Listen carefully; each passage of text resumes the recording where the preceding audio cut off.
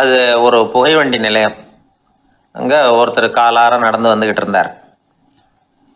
அவர் தன்னுடைய வீட்டில் உட்காந்து ரொம்ப நேரம் எழுதுவார்.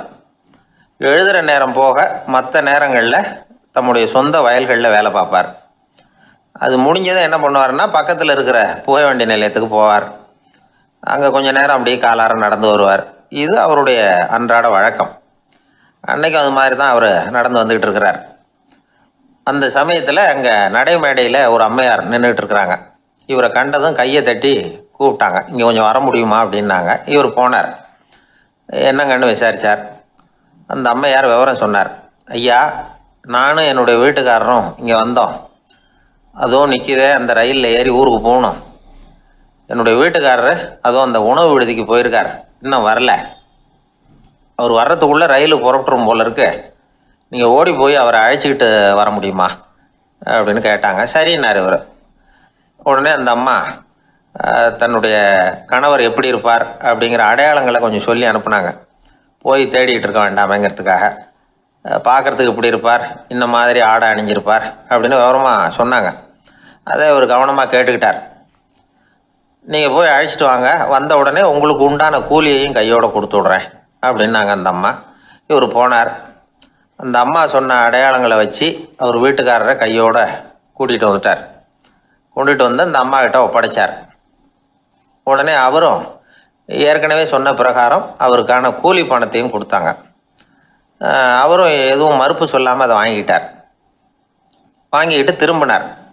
அந்த சமயத்தில் எதிரில் வந்த ஒருத்தர் அவர் அடையாளம் கண்டுபிடிச்சிக்கிட்டார். அவங்க ரெண்டு பேரும் பேசிக்கிறது இவங்க காதில் விழுந்தது. அப்போ தான் இவங்களுக்கு அது புரிஞ்சுது. இவங்ககிட்ட கூலி வாங்கினவர் யாருன்னா, அவர் தான் பேரறிஞர் லியோ டால்ஸ்டாய் அப்படிங்கிறது புரிஞ்சுது அவங்க ரெண்டு பேரும் பேசிக்கிறத வச்சு. ரஷ்ய நாட்டின் மிகப்பெரிய ஞானி லியோ டால்ஸ்டாய், சோவியத் நாட்டின் ஈடு இணையற்ற இலக்கிய மேதை. இது தெரிஞ்ச உடனே அந்த அம்மா அவர்கிட்ட ஓடினாங்க. ஐயா, உங்களுக்காக நான் கூலி கொடுத்தேன், நான் பெரிய தவறு பண்ணிவிட்டேன் அப்படின்னு சொல்லி வருத்தப்பட்டாங்க. பரவாயில்ல, ஆனால் நீங்கள் எனக்கு கொடுத்த கூலி பணத்தை நான் திருப்பி கொடுக்க மாட்டேன். ஏன் தெரியுமா, அது நான் உழைச்சி பெற்ற தொகை அப்படின்னார். யாருக்குமே அதிக மகிழ்ச்சியை தரக்கூடிய பணம் எதுன்னு கேட்டால், அது அவங்க உழைப்புக்கு ஊதியமாக கிடைக்கிற பணம் தான். நம்ம ஆட்கள் சில பேருக்கு உழைக்காமல் கிடைக்கிற தீய வழியில் வருகிற பணம் கூட மகிழ்ச்சியை கொடுக்கும்.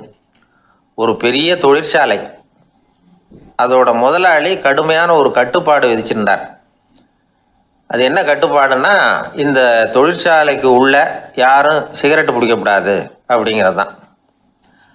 ஒரு நாள் இந்த முதலாளி தன்னுடைய தொழிற்சாலையை சுற்றி பார்த்துக்கிட்டு வரார். அப்போது ஒரு இளைஞன் உள்ள சிகரெட்டு பிடிச்சிக்கிட்டு இருந்தான். அதை பார்த்து விடுறார். அவ்வளவுதான், அவருக்கு கோபம் வந்துட்டுது. உடனே உதவியாளரை கூப்பிட்டார். அதோ பாரு, அந்த சிகரெட்டு பிடிச்சிக்கிட்டு இருக்கிறானே, அவன் கணக்கை முடித்து வெளியில் அனுப்பி வச்சிரு அப்படின்னு உத்தரவு போட்டார். அது பிரகாரம் உடனே அவனை அழைச்சிட்டு போய் கணக்கு பார்த்து சம்பள பாக்கி அப்புறம் உதவித்தொகை எல்லாத்தையும் மொத்தமாக கையில் கொடுத்து வெளியில் அனுப்பி வச்சுட்டாங்க. அவன் பணத்தோடு வெளியில் வந்தான். ஏதோ யோசனை பண்ணபடியே நின்றுக்கிட்டு இருந்தான். அவன் என்னப்பா யோசிக்கிற அப்படின்னாரு எதிரில் வந்தவர். இவன் சொன்னான், ஒன்றும் இல்லை, என்னோட நண்பன் ஒருத்தனை பார்க்கறதுக்காக உள்ளே போனேன். பேர் என்னன்னு கேட்டுவிட்டு ஒரு 50,000 ரூபா பணத்தையும் கொடுத்து வெளியில் அனுப்பி வச்சுட்டாங்க. அதுதான் ஏன்னு புரியல, யோசனை பண்ணிகிட்டு இருக்கிறேன் அப்படின்னு நானா இவன். அதனால் நாம் உழைச்சி சம்பாதிக்கிற பணம் தான் உயர்வு, சும்மா வர்ற பணம்லாம் மகிழ்ச்சியை தராது அப்படிங்கிறத புரிஞ்சுக்கணும்.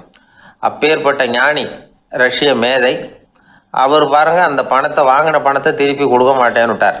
ஏன்னா அது உழைத்து பெற்ற தொகை, அதை நான் கொடுக்க மாட்டேன்னார். அதனால் நமக்கு செல்வம் சேர்க்கறது பெருசு இல்லை, அந்த சேருகிற செல்வம் நமக்கு மகிழ்ச்சியை கொடுக்கணும். அதுக்கு என்ன வழின்னா, நாம் உழைத்து சம்பாதிக்கணும் அப்படிங்கிறத அதிலிருந்து புரிஞ்சிக்க வேண்டியது ரொம்ப அவசியம். அதனால் உழைப்போம் உயர்வோம், இதுதான் வெற்றியின் ரகசியம். ஒரு ஊரில் ஒரு மன்னர் இருந்தார். ஒரு நாள் அவருடைய அரசவைக்கு ஒரு ஓவியன் வந்தான். அவன் சீனா தேசத்திலிருந்து வந்தவன், தாவோ சிந்தனையாளன். அவன் அங்கே மன்னர் முன்னாடி நிற்கிறான். யாரும் செய்ய முடியாத ஒரு காரியத்தை என்னால் செய்ய முடியும்னா, இவன் இப்படி சொன்னதை கேட்டதும் ஏற்கனவே அங்கே இருந்த அரசவை ஓவியன் ஒருத்தனுக்கு கோபம் வந்துட்டுது. இதோ பாரு, இப்படிலாம் பேசக்கூடாது, நான் வேணும்னா உன்னுடைய சவாலை ஏற்றுக்கிறேன் அப்படின்னா. நாம் 2 பேரும் ஓவியம் தீட்டுவோம், அதை பார்த்துட்டு நம்ம 2 பேரில் யார் சிறந்த ஓவியன் அப்படிங்கிறத மன்னரே தீர்மானம் செய்யட்டும், என்ன சொல்கிற அப்படின்னு கேட்டான் அவன். அவனும் சரின்னு ஒத்துக்கிட்டான். போட்டி ஆரம்பமாச்சு. அரசர் அவங்களுக்கு 2 சுவர்களை ஒதுக்கி கொடுத்தார். 6 மாத காலம் அவகாசம் கொடுத்தார். 2 ஓவியர்களும் அவங்கவுங்க வேலையை ஆரம்பித்தாங்க. இரவு பகலாக வேலை செய்ய ஆரம்பிச்சுட்டாங்க. 6 மாதம் முடிஞ்சது. அரசர் வந்து பார்த்தார். முதல்ல தன்னுடைய அரசவை ஓவியர் தீட்டியிருந்த ஓவியத்தை பார்த்தார். ரொம்ப பிரமாதமாக இருந்தது, பாராட்டினார். இதோ பாரு, உன்னுடைய ஓவியம் அற்புதமாக இருக்குது, உயிரோட்டம் உள்ளதாக இருக்குது, கலையின் உச்சமே இதுதான், இதை விட சிறந்த ஒரு ஓவியத்தை வேற யாராலையும் படைக்க முடியாது அப்படின்னார். அதுக்கப்புறம் அந்த சீன ஓவியன்கிட்ட போனார். எங்கே உன்னுடைய ஓவியம்னு கேட்டார். திரைச்சீலையை விலக்கி விட்டு பாருங்கன்னா. மன்னர் வந்து அந்த திரைச்சீலையை விளக்குனார். உள்ளே வந்து ஓவியம் இருக்க வேண்டிய இடம் கண்ணாடி மாதிரி தெரிஞ்சுது. அவன் அந்த 6 மாத காலமாக அந்த சுவரை வந்து தேய்ச்சி தேய்ச்சி கண்ணாடி மாதிரி ஆக்கி வச்சிருக்கிறான். அதுக்கு நேராக எதிர் சுவரில் அரசவை ஓவியன் தீட்டின ஓவியம் இருக்குது. அது எதிரில் இருந்த இந்த கண்ணாடியில் பட்டு பிரதிபலிக்குது. மன்னர் யோசனை பண்ண ஆரம்பித்தார். அப்புறம் அந்த சீன ஓவியனை பார்த்து கேட்டார், இதை பாரு, நீ என்னுடைய ஆளை வந்து தோற்கடிச்சுட்ட அப்படிங்கிறதுல சந்தேகம் இல்லை, ஆனாலும் எங்களை ஏமாற்றி இருக்கிற, எந்த ஓவியமும் நீ வரையிலையே அப்படின்னார். அரசே, இதுதான் உண்மையான ஓவியம், உயிருள்ள ஓவியம். இது வந்து மனோபாவங்களை பிரதிபலிக்கும், மாறுகின்ற காலங்களை அப்படியே காட்டும் அப்படின்னா அந்த சீன ஓவியன். கையால் வரைகிற ஓவியங்களில் சலனம் இல்லை, கண்ணாடி அப்படி கிடையாது, சக்தியின் ஓட்டம் அதில் எப்பவும் இருந்துக்கிட்டே இருக்கும். கண்ணாடி மட்டுமே ஜீவனுள்ள ஓவியமாக இருக்க முடியுங்கிறத அந்த சீன ஓவியன் தெரிஞ்சு வச்சிருந்தான். ஏன்னா அவன் ஒரு தாவோ சிந்தனையாளன். ஒவ்வொரு குழந்தையும் இந்த கண்ணாடியோடு தான் பிறக்குது. ஆனால் நாம் என்ன செய்கிறோம்னா ஓவியங்களை கண்ணாடி மீது பதிப்பிச்சு விடுறோம். கண்ணாடி நம்மளை பிரதிபலிக்குது. நம்முடைய அழகோ அவலட்சணமோ கண்ணாடியை பாதிக்கிறது இல்லை. ஏன்னா அதுக்கு மனம் கிடையாது. கடந்து போன வினாடியை பற்றி அது சிந்திக்கிறது இல்லை. அடுத்த கணத்தை பற்றின எதிர்பார்ப்பும் அதுகிட்ட கிடையாது. அதுதான் பற்றற்ற நிலை. மனிதனுக்கு தேவைப்படுறது அதுதான். கண்ணாடி கிட்டே இருந்து நாம் வந்து கற்றுக்கொள்ள வேண்டிய பாடம் இது. வாழ்க்கையில் வந்து மனிதர்களை நேசிக்கலாம், உலகின் அழகையெல்லாம் பிரதிபலிக்கலாம், ஆனால் எதையும் பற்றி கொண்டு விடக்கூடாது அப்படிங்கிறது பெரியவர்கள் அறிவுரை. துயரம்ங்கிறது பற்றுக்களின் சாயை. கண்ணாடி முன்னாடி நிற்கிறப்போவெல்லாம் நமக்கு இந்த ஞாபகம் வரணுமா.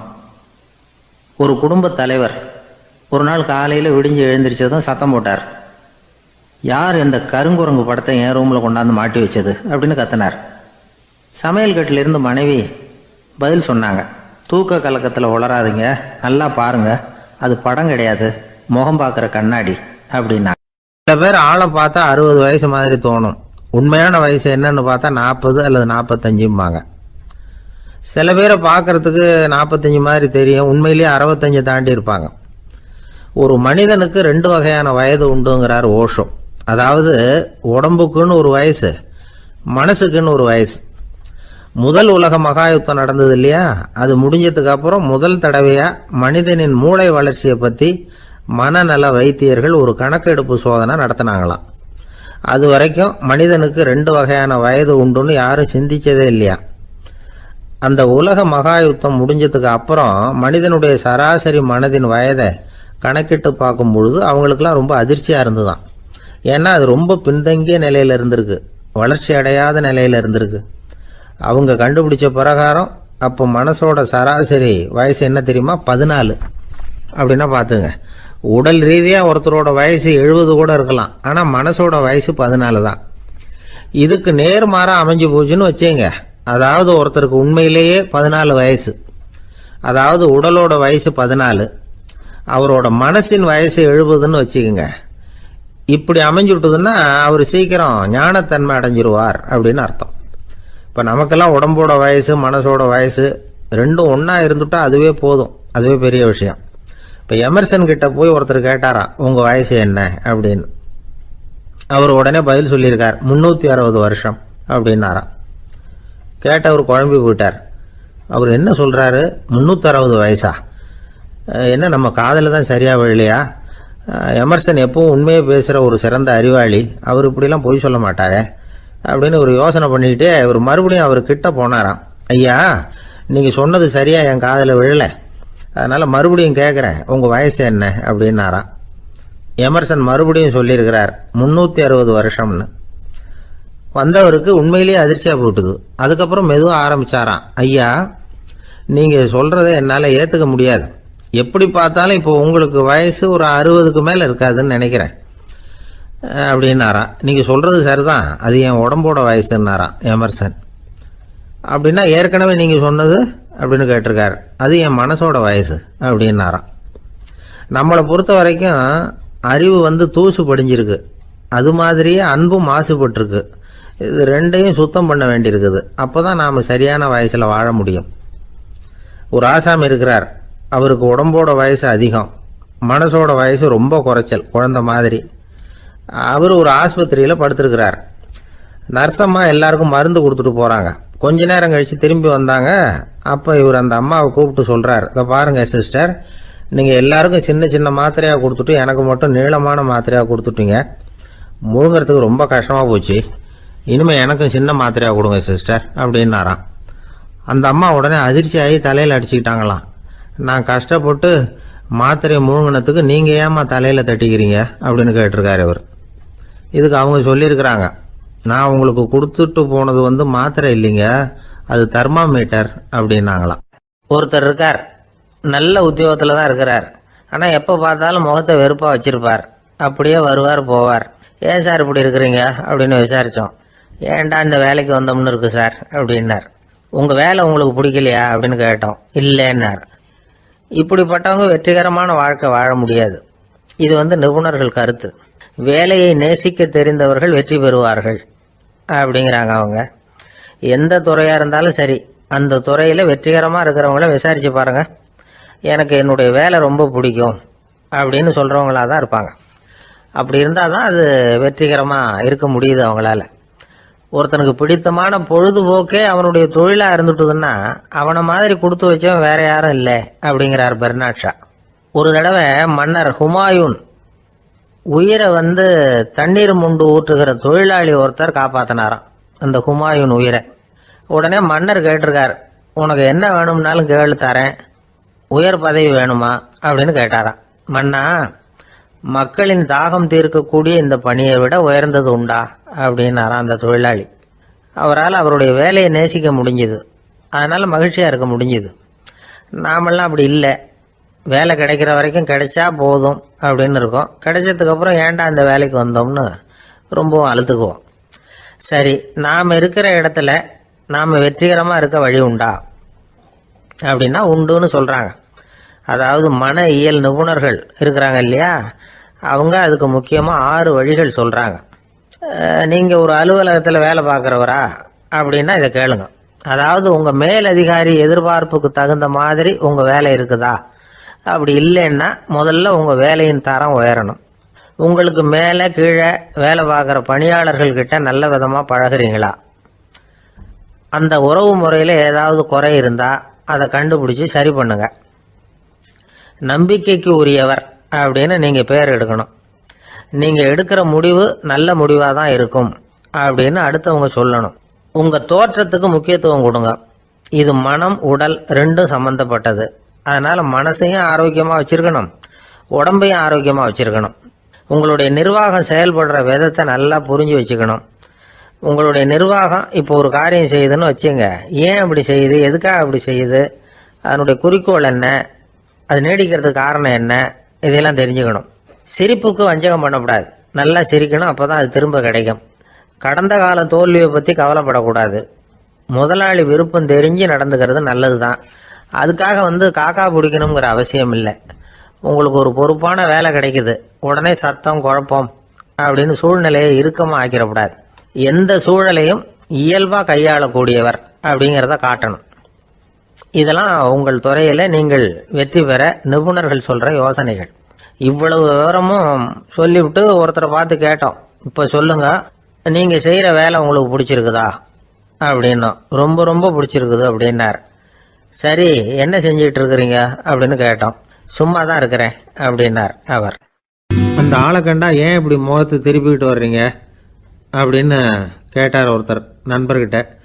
எலெக்ஷனில் அவன் எதிர்த்து நின்னவன் சார், என்ன அவங்ககிட்ட நமக்கு என்ன பேச்சுவார்த்தை அப்படின்னாரான் ரொம்ப கோபமாக இவர். சரி, அந்த ஆள் யாருன்னு கேட்டேன். என் கூட பிறந்த தம்பி தான் சார் அப்படின்னார் அந்த கோபம் குறையாமல். அதாவது நம்ம ஊர் நிலவரம் இப்படி, அதாவது அண்ணனும் தம்பியும் எதிர்த்து நிற்பாங்க தேர்தலில், ஒருத்தர் கண்டா பேசிக்கிறது இல்லை. ஆனால் இங்கிலாந்தில் எப்படி தெரியுமா, அங்கே ஒரே மேடையில் போட்டி போடுற 2 வேட்பாளர்களும் பேசுவாங்களாம், பட்டிமன்றம் மாதிரி. ஒருத்தர் முதல்ல எழுந்திருப்பார், நான் இந்த தேர்தலில் வெற்றி பெற்றால் என்னென்ன செய்வேன் அப்படின்னு சொல்லிவிட்டு உட்காருவார். அதுக்கப்புறம் அடுத்தவர் எழுந்திருப்பார், அவர் சொல்லுவார், நான் வெற்றி பெற்றால் இந்த மக்களுக்கு என்னென்ன செய்வேன், இந்த நாட்டுக்கு என்னென்ன செய்வேன் அப்படிங்கிறத சொல்லிவிட்டு உட்காருவார். 2 பேரும் ஒரே மேடையில் பேசுவாங்க. மக்கள் 2 பேர் பேச்சையும் கேட்டுக்கிட்டு ஒரு முடிவுக்கு வருவாங்க. இதுதான் அங்கே உள்ள பழக்கம். இங்கே அப்படி இல்லை. இங்கே ஒருத்தர் பார்த்தாவே முகத்தை திருப்பிக்கிறது. ஒரு தடவை இது மாதிரி ஒரு கூட்டம் நடந்துகிட்டு இருக்கு அங்கே வெளிநாட்டில் தான். நேரத்துக்கு சரியாக ஒரு வேட்பாளர் வந்து சேரலை. இது இங்கிலாந்தில் நடந்த நிகழ்ச்சி. அப்புறம் என்னாச்சுன்னா, ஒருத்தர் வந்துட்டார், இன்னொருத்தர் வந்து சேரலை. அப்புறம் உடனே அந்த ஒருத்தர் வந்தவர் பேச ஆரம்பிச்சிட்டார். அதாவது அந்த இன்னொருத்தர் சார்பாகவே பேசிட்டாராம். அதாவது அவர் வரல, நான் அவர் சார்பாக நான் பேசிடுறேன். அதாவது அவர் ஜெயிச்சுட்டா அவர் என்னென்ன செய்வார் இந்த நாட்டுக்கு அப்படின்னு சொல்லி அவர் பக்கத்தில் உள்ள நியாயத்தை எடுத்து இவரே சொல்லிட்டாராம். இப்படிலாம் அங்கே நடந்துதான். இது எப்பேற்பட்ட தேர்தல் பண்பாடு பாருங்க. அதனால இன்னொரு விஷயம், இப்போ இங்கிலாந்துலாம் ஓட்டு கேட்குறப்ப வெற்றியா தோல்வியாங்கிறத ஓரளவுக்கு யூகிச்சுடலாமா. இப்போ ஒரு வேட்பாளர் ஒரு வீட்டுக்கு முன்னாடி போய் நின்று எனக்கு ஓட்டு போடுங்கன்னு கேட்குறாருன்னு வச்சுங்களேன், அதுக்கு என்ன பார்த்து செய்கிறோம், போயிட்டு வாங்க அப்படின்னு சில வீடுகளில் வாசலில் நின்று சொல்லி அனுப்பிச்சிருவாங்களாம். வேற சில வீடுகளில் எப்படின்னா, வேட்பாளரை வீட்டுக்குள்ளே கூப்பிட்டு காபி சாப்பிட சொல்லி உபசரித்து அதுக்கப்புறம் அனுப்பி வைக்கிறது வழக்கமாக. இதில் எந்த வீட்டு ஓட்டு நிச்சயம் தெரியுமா? வாசலில் நின்று வழி அனுப்பி வச்சுடுறாங்க பாருங்க, அவங்க ஓட்டு நிச்சயம். உள்ளே கூப்பிட்டு காப்பி கொடுத்து அனுப்புகிறாங்க பாருங்க, அவங்க ஓட்டு நிச்சயம் இல்லையா. சரி, அப்புறம் ஏன் அந்த உபசரிப்பு அப்படின்னு கேட்டால் அதுக்கு ஒரு காரணத்தை சொல்கிறாங்க. அதாவது அது ஒரு அனுதாபத்தை தெரிவிக்கிற முறையா. ஐயோ பாவம், நாம் இவருக்கு ஓட்டு தான் போட போகிறதில்ல, எதையாவது செய்வோம், காப்பியாவது சாப்பிட்டு போகட்டும் அப்படிங்கிற எண்ணமா. இப்படி அந்த ஒரு பழக்கம். ஆக அந்த ஊரில் நிறைய காப்பி சாப்பிட்ணும்னு ஒருத்தர் ஆசைப்பட்டால் தேர்தலில் தோற்று போகிறதுக்கு தயாராக இருக்கணும். ஒரு சமயம் ஒரு ஊரில் தேர்தல் நடந்துதான். ஒரு தொகுதியில் நின்று தோற்று போன ஒருத்தர் கையில் ஒரு துப்பாக்கியோட ஊருக்குள்ளே சுற்றிக்கிட்டு இருந்தாராம். ஒரு போலீஸ்காரர் அவரை பார்த்துட்டு சந்தேகப்பட்டிருக்கார். அதனால் அவரை தடுத்து நிறுத்தி, என்ன இது துப்பாக்கியோட சுற்றுறீங்களேன்னு விசாரிச்சிருக்கார். இதுக்கு அவர் சொன்னாராம், சார், இந்த தொகுதியில் மொத்தம் 1,00,000 வாக்காளர்கள், அதில் எனக்கு 10,000 பேர் மட்டும்தான் எனக்கு ஓட்டு போட்டிருக்கிறாங்க. அப்படின்னா எனக்கு வேண்டாதவங்க இந்த தொகுதியில் 90,000 பேர் இருக்கிறாங்கன்னு அர்த்தம். இப்படி ஒரு சூழ்நிலையில் நான் என்னுடைய பாதுகாப்புக்கு ஆயுதம் இல்லாமல் நடமாடலாமா அப்படின்னு கேட்டாராம். எவ்வளவு எச்சரிக்கை பாருங்க. நம்ம ஊரில் சில பேர் ஓட்டு கேட்குற விதமே தனி. ஒருத்தர் ரொம்ப சாமர்த்தியமாக ஓட்டு கேட்பாராம். அவர் எப்படின்னா, ஒரு வீட்டுக்கு போகிறாருன்னு வச்சுங்களேன், அந்த நேரம் அந்த வீட்டுக்காரரு என்ன செஞ்சுக்கிட்டு இருக்கிறாரோ அதே வேலையை இவரும் கொஞ்ச நேரம் செய்வாராம், அவருக்கு ஒத்தாசையா. அதுக்கப்புறம் மெதுவாக பேச்சு கொடுப்பார், ஓட்டு கேட்பார், இது மாதிரி எலெக்ஷனில் நிற்கிறேன் கவனிக்கணும்னு.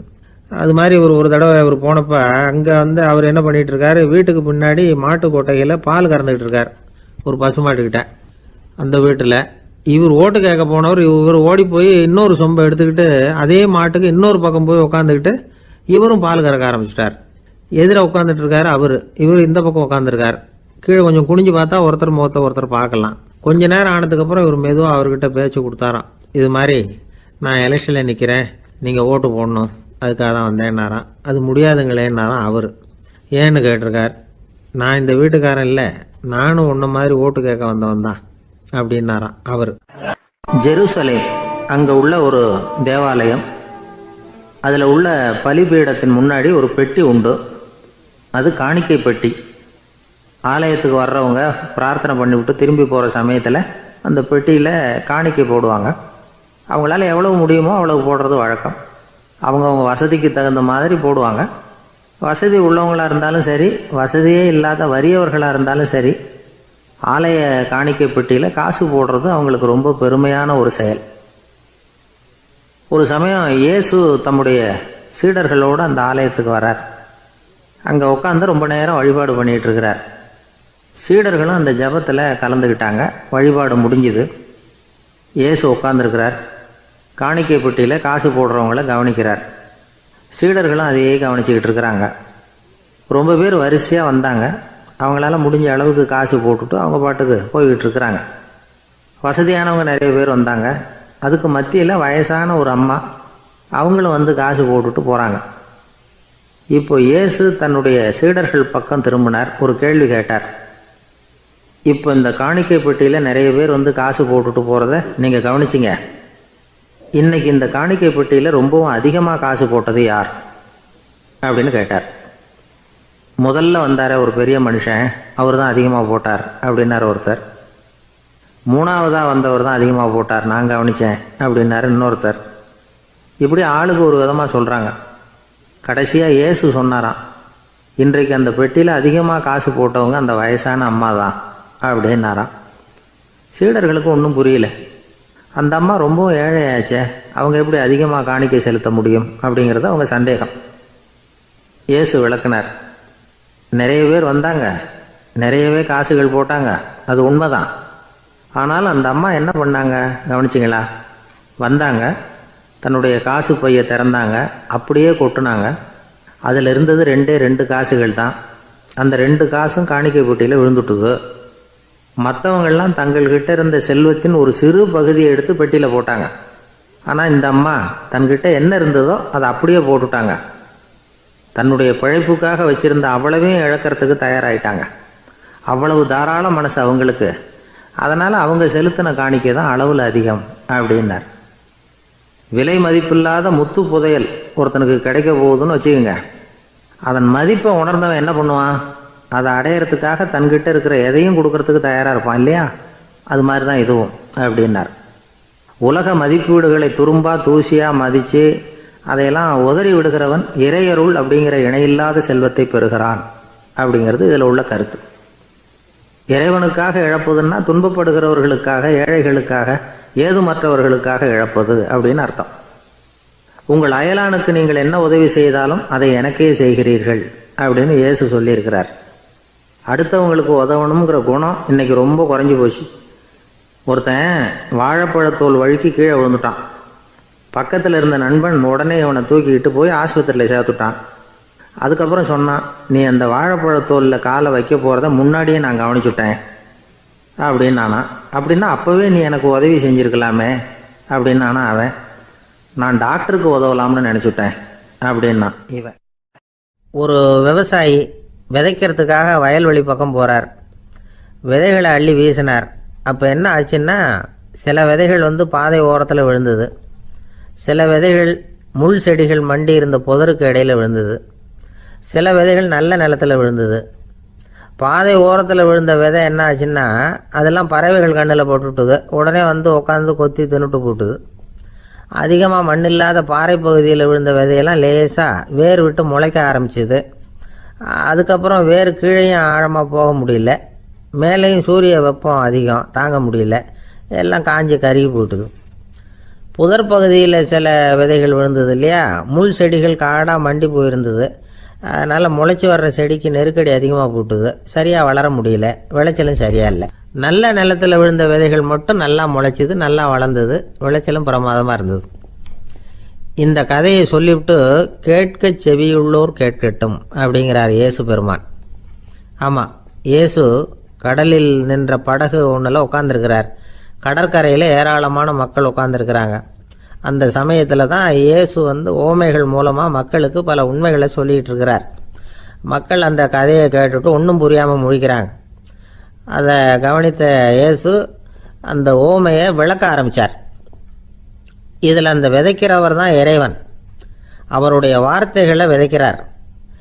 அந்த வார்த்தைகளை கேட்கிற மக்கள் அந்த விழுந்த விதைகள் மாதிரி 4 வகையானவர்கள். சில பேர் பாதை ஓரத்தில் விழுந்த விதைகள் மாதிரி இறைவன் வார்த்தைகளை அவங்க கேட்குறாங்க. ஆனால் தீய எண்ணங்கள் செய்கைகள் மூலமாக விதைக்கப்பட்ட வார்த்தைகள் அழிஞ்சு போடுது. இறைவன் வார்த்தைகளை கேட்ட உடனே மகிழ்ந்து போய் உடனே சில பேர் அதை ஏற்றுக்கிறாங்க. இவங்கெல்லாம் அந்த பாறை பகுதியில் விழுந்த விதைகள் மாதிரி. அதனால் இவங்கெல்லாம் வேறு இல்லாதவங்க, கொஞ்ச காலத்துக்கு இறை வார்த்தைகளுக்கு கீழ்ப்படிந்து நடப்பாங்க. அதனால் ஏதாவது இடைஞ்சல் ஏற்பட்டால் உடனே தடுமாறுவாங்க. தங்கள்கிட்ட இருக்கிற நல்ல பண்புகளை விட்டுட்டு பாவ வழிகளுக்கு போயிடுவாங்க. முள் செடிகளுக்கு இடையில் விழுந்த விதைகள் மாதிரி உள்ளவங்க யாருன்னா, இவங்களுக்கு உலக கவலை உண்டு, செல்வத்தின் மீது மயக்கம் உடையவர்கள், உலக ஆசைகள் இவங்களுக்குள்ள பூந்துடுறதுனால அங்கே இருக்கிற நல்ல பண்புகள் மறைஞ்சு போயிடுது. அதனால் அவங்களும் உபயோகம் இல்லாதவங்களாக ஆயிடுறாங்க. நல்ல மனிதர்கள் நல்ல நிலத்தில் விழுந்த விதைகளுக்கு ஒப்பானவர்கள். இவங்க இறை வார்த்தையை கேட்குறாங்க, அதை ஏற்றுக்கிறாங்க, அவங்களும் நல்லபடியாக வாழுறாங்க, அடுத்தவங்களுக்கும் உபயோகமாக இருப்பாங்க. இதுதான் இயேசு சொன்ன விளக்கம். நல்ல வார்த்தைகளை கேளுங்கள், நல்ல வார்த்தைகளை ஏற்றுக்கொள்ளுங்கள், அடுத்தவங்களுக்கு உபயோகமாக இருங்க. இதுதான் பெரியவங்கள்லாம் நமக்கு சொல்லுகிற உபதேசம். ஒரு அப்பா தன்னுடைய மகனுக்கு உபதேசம் பண்ணார். இதை பாருப்பா, நல்ல வார்த்தைகளை கேட்கணும், எப்போதுமே மகன் அப்பா பேச்சை கேட்கறது நல்லது அப்படின்னாராம். நீ ஏதாவது ஒரு தப்பு பண்ணால் என் தலையில் ஒரு முடி நரைச்சி வெள்ளையாக போடும்பா, நீ செய்கிற ஒவ்வொரு தப்புக்கும் என் தலையில் ஒவ்வொரு முடி வெள்ளையாயிடும் அப்படின்னாராம். பையன் யோசிச்சான், அப்பா இப்போ தான் எனக்கு புரியுது, தாத்தாவோட தலைமுடி பூராவும் வெள்ளையாக இருக்கிறதுக்கு என்ன காரணம்ங்கிறது எனக்கு இப்போ தான் புரியுது அப்படின்னானா. ஐயா, உங்கள் பேரை தொடர்ந்து தினம் கேட்டுக்கிட்டு இருக்கிறேன் அப்படின்னார் ஒருத்தர். தொடர்ந்து கேட்குறீங்களே, உங்களுக்கு காது வலிக்கலையா அப்படின்னு கேட்டோம். பேசுகிற உங்களுக்கே வாய் வலிக்கல அப்படிங்கிறப்போ கேட்குற எங்களுக்கு எப்படி காது வலிக்கும் அப்படின்னார். நம்ம உடம்புல ஒரு அதிசயம் என்ன தெரியுமா? ரொம்ப நேரம் நாம் நடக்கிறோம்னு வச்சுக்கோங்க, கால் வலிக்கும். ரொம்ப நேரம் வேலை செஞ்சால் கை வலிக்கும், உடம்பு வலிக்கும். ரொம்ப நேரம் பார்த்துக்கிட்டே இருந்தால் கண்ணு வலிக்கும். ரொம்ப நேரம் பேசிக்கிட்டே இருந்தால் வாய் கூட வலிக்கும். ஆனால் ரொம்ப நேரம் கேட்டுக்கிட்டே இருக்கிறதுனால காது வலிக்கிறது இல்லை. அதனால் கேட்கறதுக்கு முக்கியத்துவம் கொடுத்தாங்க நம்ம பெரியவங்க. திருவள்ளுவர் தேவையில்லாமல் வார்த்தைகளை உபயோகப்படுத்த மாட்டார். ஒரு திருக்குறள்னு எடுத்துக்கிட்டாவே அதில் மொத்தம் 7 வார்த்தைகள், அவ்வளவுதான். அப்படி 7 வார்த்தைகள் மட்டுமே உள்ள ஒரு திருக்குறளில் வள்ளுவர் ஒரே வார்த்தையை 5 தடவை உபயோகப்படுத்தியிருக்கிறார், திரும்ப திரும்ப பயன்படுத்தியிருக்கிறார். அப்படின்னா அதை எந்த அளவுக்கு வலியுறுத்தி சொல்கிறார் அப்படிங்கிறத நாம் புரிஞ்சுக்கணும். அது என்ன குறள்? செல்வத்துள் செல்வம் செவிச்செல்வம், அச்செல்வம் செல்வத்துள் எல்லாம் தலை. செவிச்செல்வம்ங்கிறது அவ்வளவு முக்கியமானது. கற்றலின் கேட்டல் நன்று. அதிகம் கேட்கணுங்கிறதுக்காகத்தான் எவ்வளவு கேட்டாலும் காது வலிக்கிறது இல்லை. குறைச்சலாக பேசணும், அதிகமாக கேட்கணும். இன்னொரு விஷயம் கவனிங்க, நம்ம உடம்புல கண்ணுக்கு மூடி இருக்குது, எதையாவது நாம் பார்க்க விரும்பலைன்னா உடனே கண்ணை மூடிக்கலாம். நம்ம வாய்க்கு மூடி இருக்குது, பேச விருப்பம் இல்லையா, வாயை மூடிக்கலாம். மூக்குக்கு கூட மூடிக்கிற வசதி இருக்குது, எதையாவது முகர விருப்பம் இல்லையா, மூச்சை அடக்கிக்கலாம். ஆனால் பாருங்கள், காதுக்கு மூடி கிடையாது, அதை கையால் தான் மூட முடியும். யார் என்ன சொன்னாலும் அது நல்லதோ கெட்டதோ காதில் விழுந்துக்கிட்டு தான் இருக்கும். அறிவு தான் நல்ல விஷயங்களை எடுத்துக்கிட்டு கெட்ட விஷயங்களை விட்டுடணும். நல்ல கருத்துக்கள் நம்ம காதில் நிறைய விழுந்துக்கிட்டே இருக்கணும். அதை கேட்டு நாம் நல்லபடியாக வாழணுங்கிறது தான் படைப்பின் விருப்பம். ஆன்மீகவாதிகள் கூட ஒன்று சொல்லுவாங்க, அதாவது ஆன்மீக பாதையில் நீங்கள் முன்னேறணும்னா முதல்ல சிரவணம் செய்யணும்பாங்க. அதாவது பெரியவங்க சொல்கிற நல்ல கருத்துக்களை கேட்கணும் அப்படின்னு அதுக்கு அர்த்தம். அதனால் யார் நல்ல கருத்துக்களை சொன்னாலும் அதை காது கொடுத்து கேளுங்க. இவ்வளவு கருத்துக்களையும் நம்ம நேயர் ஒருத்தர்கிட்ட சொல்லிகிட்டு இருந்தோம். அவரும் சரி சரின்னு தலையாடிக்கிட்டே இருந்தார். அப்புறம் சொன்னார், நீங்கள் சொல்கிறது சரிதான் சார், காதுக்கு மூடி இல்லைங்கிறது ரொம்ப சரி, அதனால தான் உங்கள் தகவல் கூட நாங்கள் விரும்புகிறோமோ இல்லையோ தினம் காதில் விழுந்துக்கிட்டு இருக்குது அப்படின்னார். எங்களுக்கு ரொம்ப பெருமையாக இருந்தது. அப்படியா அப்படின்னோம். ஆனாலும் என்ன மாதிரி சில பேர் நீங்கள் தகவல் சொல்கிற சமயத்தில் காதில் மூடி இல்லையேன்னு சொல்லி கவலைப்படுறதில்ல சார் அப்படின்னார். ஏன்னு கேட்டோம். காதை மூடுறதுக்கு தானே வசதி இல்லை, ரேடியோவை மூடுறதுக்கு வசதி இருக்குதுல்ல, அதனால் டக்குன்னு அதை மூடி வச்சுருவோம் அப்படின்னார். தேசத்து மேலேயும் தாய்மொழி பேர்லையும் செலுத்துகிற அன்புக்கு அபிமானம்னு பேர். தேசாபிமானம்னு சொல்கிறோமே, இதுதான். ஒரு கணவன் மனைவி பேரில் காட்டுற அன்புக்கு காதல்னு பேர். கடவுள் பேரில் செலுத்துகிற அன்புக்கு பக்தின்னு பேர். இப்படி அன்புல பல ரகம் இருக்கிறப்போ அதில் உள்ள வித்தியாசம் தெரியாமல் இடம் மாற்றி அன்பு காட்டினா இடைஞ்சல் தான். சரி, இந்த அன்பை பற்றி விஞ்ஞானம் என்ன சொல்லுது தெரியுமா? இதயத்தை பாதுகாக்கிறதுக்கு முக்கியமாக தேவைப்படுற ஒன்று இந்த அன்பு தான் சொல்லுது. நெதர்லாந்து விஞ்ஞானிகள் இதை ஆராய்ச்சி பண்ணியே கண்டுபிடிச்சிருக்கிறாங்க. கொஞ்சம் முயல் குட்டிகளை 2 பிரிவாக பிரித்தாங்க. 2 குரூப்புக்கும் கொழுப்பு அதிகமாக உள்ள ஆகாரத்தையே கொடுத்துக்கிட்டு வந்தாங்க. ஆனால் ஒரு குரூப்புக்கு வெறுமன ஆகாரத்தை கொடுத்ததோட சரி, இன்னொரு குரூப்பு முயல்களுக்கு ஆகாரம் கொடுத்ததோடு நிறுத்திக்கல. அதுக்கு முன்னாடி கூண்டுகளை திறந்து விட்டு முயல்களை கொஞ்ச நேரம் எடுத்து கொஞ்சி விட்டு அதுக்கப்புறமா ஆகாரம் கொடுத்தாராம் ஆராய்ச்சியாளர். இந்த குரூப்புக்கு இதய பாதிப்பு 60% குறைச்சலா இருந்துதான். சில நோயாளிகளுக்கு ஹார்ட் அட்டாக் வந்தாலும் அதை தாங்கிக்கிட்டு குணமாகிற சக்தி அதிகமா இருக்குது. இது எப்படின்னு ஆராய்ச்சி பண்ணி பார்த்துருக்குறாங்க. அவங்க எல்லாம் மனைவி தன் பேர்ல ரொம்ப அன்பா இருக்கிறதாக நினைக்கிறவங்களா இருக்கிறாங்களாம். இதய நோயாளிகள் பல பேரை சந்திச்சு இதய நோய் ஏற்பட என்ன காரணம்னு கேட்டிருக்கிறாங்க. அவங்க சொன்ன காரணம்லாம் சாப்பாடு சம்பந்தமா இல்லையா, மனைவி அன்பா இல்ல, இப்படிப்பட்ட காரணத்தை தான் சொல்றாங்களாம். அதனால இதயத்தை பாதுகாக்கணும்னு நினைக்கிறவங்க அடுத்தவங்க அன்பா இருக்கிறது மாதிரி பாத்துக்குங்க, அதுதான் முக்கியம். ஒருத்தர் முகம் பூரா பிளாஸ்டரி போட்டுட்டு வந்தார், ரொம்ப கோபமா. என்னங்க ஆச்சுன்னு விசாரிச்சேன். எல்லாம் உங்களால தான் சார்னார். விவரமா சொல்லுங்களேன். என்ன உங்க தகவலை கேட்டுட்டு ஒரு பூனைக்குட்டியை கையில எடுத்தேன், அன்பா அதை தடவி கொடுக்கறதுக்காக. ஆனா அது முந்திக்கிட்டது, அது என் முகத்தை தடவி கொடுத்துட்டுது.